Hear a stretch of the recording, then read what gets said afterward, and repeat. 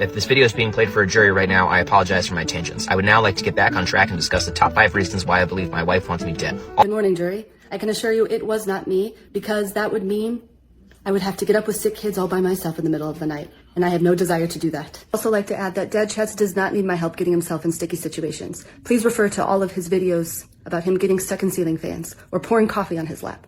I shall now call the fever dream of the third baby's sickness. However, if I am the primary suspect, there is more to the story. Number 5, my throat was feeling scratchy, and so I put a cough drop in my mouth. I'm not exactly sure what happened next, but I do know it involved the sentence, "Stop suckling that cough drop or it's going to be the end of you." I did say that.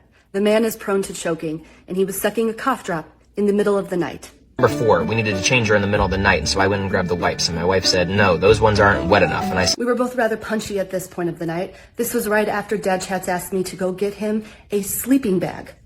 In my state of delusion, I didn't question it. I went downstairs and got him a sleeping bag.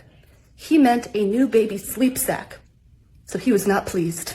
Number 3, we actually both fell asleep around 2:30 in the morning for a solid 6.5 minutes. However, during that 6.5 minute stretch, I allegedly breathed too loudly, and it resulted in my wife waking up and then yelling, "You sound like a freight train!" I did say this. In all honesty, I don't know if I was talking about you or our dog with sleep apnea.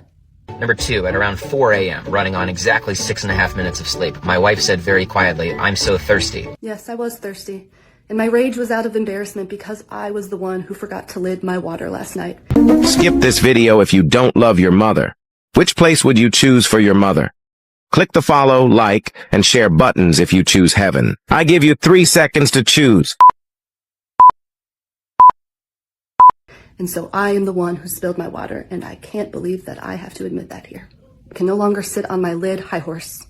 And finally, ladies and gentlemen of the jury, the last piece of circumstantial evidence. She said, "Can you throw me a diaper?" And I looked at her and I threw it down to her, my hand, and she yelled very loudly, "Ow!" And then I looked at her and I said, "It is a diaper. How did that hurt?" And then all she could think to do was flip me the bird, and all I could think to do was say, "Caca!" You deserve the bird.